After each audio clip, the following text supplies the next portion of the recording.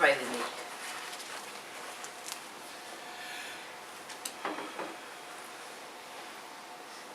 Loving God, I have to say, and particularly in the middle of all the Christmas stuff, your word contains some really difficult bits. But you gave us the whole lot to find in it a message that will be helpful to us. So I pray that in my searching I found one, and that in the thoughts of all our hearts we will take from it something good that we can use to bring more love into the world. Amen. So, today's reading, technically yesterday's reading, but anyway, probably the least happy bit of the Christmas story. Actually, when you really look at it, not much of the story is as happy as all that. Joyful? Maybe. But, you know, this mystery pregnancy of this unwed woman, and it's definitely not her fiancé, and then this long journey when she's heavily pregnant all the way across Israel to give birth without family, without facilities, in a dirty stable. It's not cosy, it's not comfortable. It's joyful because Jesus is born, but, you know, there's no tinsel, no turkey, no jingle bells. There's angels, and apparently they're terrifying, because the first thing they say whenever they meet someone is, do not be afraid. So whatever they are, they're not little cherubs in, well, actually some little cherubs in wings are quite terrifying, but joyful, yes. Cozy, no.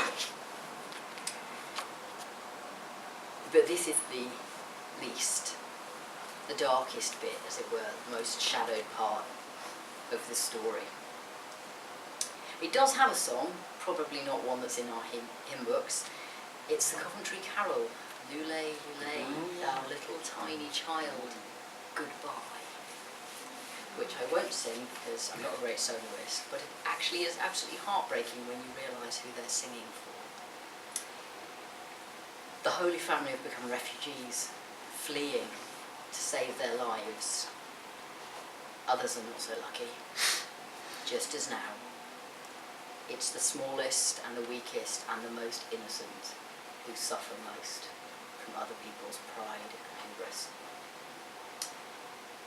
Some dispute the historicity of this particular incident, which I think in any case misses the point, but even the most cynical scholar could not deny that this is totally in character for Herod at the end of his reign.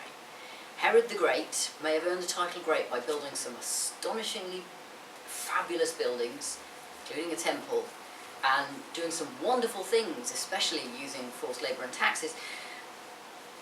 But you can't deny he was a murderous so-and-so. He had vast numbers of people killed at one time or another. Nor can you deny that other rulers have followed in the same pattern. From the Holocaust or the various atrocities committed by the British Empire across the world, in Africa and other places, right through to recent mass shootings and incidents like that. Again, the children suffer. The innocent suffer. It's depressingly familiar. And Herod, to put it mildly, was not a nice man, especially towards the end of his life. He was paranoid. He was completely paranoid.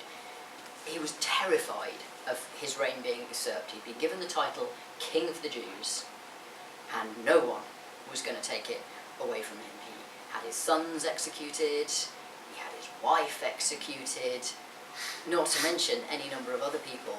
And as Bethlehem was actually a relatively small village at the time, it's a one-in village, remember? And maybe about 10 children who were under the age of 2. Probably not worth a footnote in the history books compared to all the other things he did. We only know because it was relevant to what happened to Jesus. Herod saw plots everywhere. Ironically, this got him nowhere because he died of a fairly horrible disease not long after. The latest estimates of his death are about 1 BC. The earliest estimates of Jesus' birth are around 6 BC. Probably he'd barely heard back from his hit squad before he was being measured for his own coffin. It got him nowhere. In likelihood, Jesus and his family got more from the experience than he did, because they were able to receive good from wherever they went and learn from it. Herod learned nothing. He was the extreme example of what fear can do to the human soul. Another story of someone who lived in fear that I love around Christmas time is, of course, Dickens' story about Ebenezer Scrooge, another person caged by his own fear, the fear of loss, the fear of rejection that he'd suffered so much in his childhood. He was never going to let anyone hurt him like that again, and so he built himself a cage of loneliness and isolation and misery, having nothing to lose by having nothing except money and power, and they can't love you back. It's a futile protection from fear. Now Scrooge, he gets a happy ending because of Christmas, because of the birth of Christ. Hollywood doesn't make so much of that aspect, but Dickens remembered to mention it, that it was about Jesus being born. Herod died alone and still in fear, because he didn't recognise a chance when it was offered to him.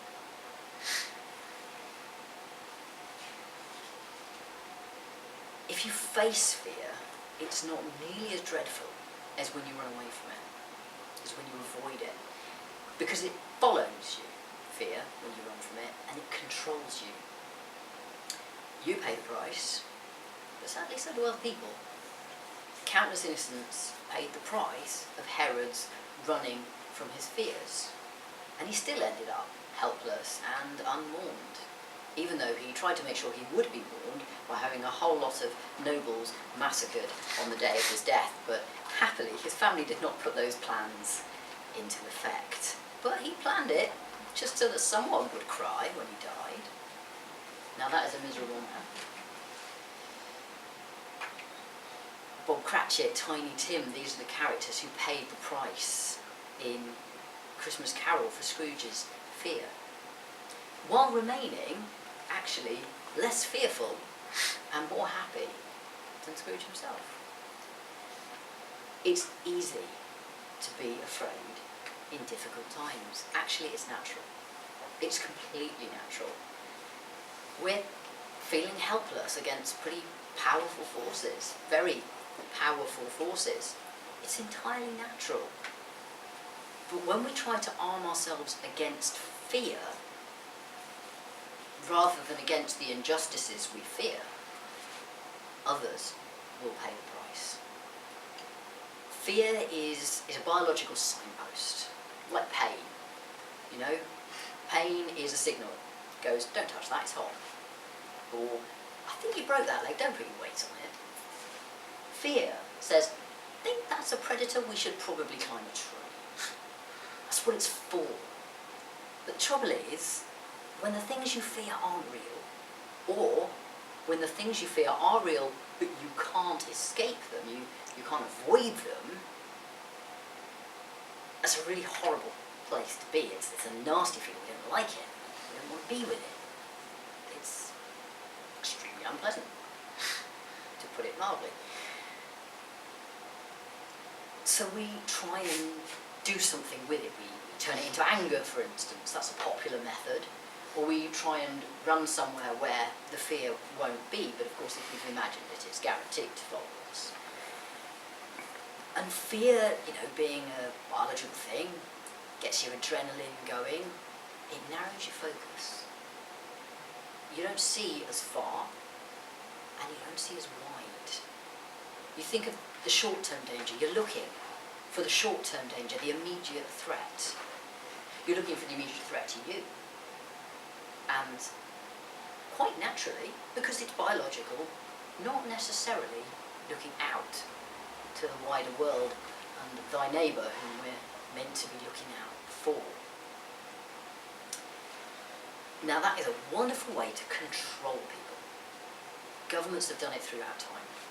Rulers of various kinds. Rome did it to Herod. That's how they controlled him. He lived in fear, and he passed it on to his people. Actually, I feel really sorry for the guy, even though he was clearly vile to his people, living in that much fear all the time. And what rulers who want to control people like to do is, once you've got your fear, maybe you've got austerity, something like that, maybe a shortage, whatever it is, famine or any kind of threat really, then what they do is they provide an out for you to escape from your fear. Wars are favourites. Wars work really well. Then you can take all your fear and direct it onto the enemy. The French, no, wait, it's the Germans, no, it's the communists, hang on, wait, it's the Muslims. Anyone will do. And if you can't afford a war, or you don't think you'll win one, internal enemies, they're always good. You can bring out the old favourites, immigrants, Jews, the gays. Great way to control people. Of course, what you risk is every now and again, you push them too far. Every now and again, the rent boys and the street queens will riot all over outside Stonewall. Every now and again, women will die to get the vote. Every now and again, people of colour will march in the faces of armed police because they've been pushed too far. And every now and again, a young man will kneel in a garden in the dark and sweat blood from fear, and at the end of it say, nonetheless, God, not my will, but yours. And he, if anyone, shows us the way out of fear, because he went right into the depths of fear that night. And when he came out the other side, he walked straight up to those soldiers and did what needed to be done. We don't need to wait for Gethsemane. We can face our fears any day we choose, because Jesus has already done it and shown us the way. There is literally nowhere we can go and nowhere we can be that Jesus isn't with us and doesn't know exactly what it's like. So yeah, we've got reason to be fearful right now for various reasons, because the world isn't being a kindly place, but we don't need to fear fear. We can go to the garden. It can be a garden, or wherever else works. Cry, shout, pray. Tell God how much you hate this, just as much as you like. God can take it. God can take anything. And ultimately, move through. Put it all in God's hands and see again the long view. The view that you get when adrenaline isn't getting in the way. God's view's the longest there is. It encompasses eternity, all the world, and all people. And this, in the end, is what the powerful fear most. And if they won't face their fears, they're going to have to face us. People who won't be controlled by anyone but God. And see right through human fear to the heart of the matter. And the heart of the matter is love.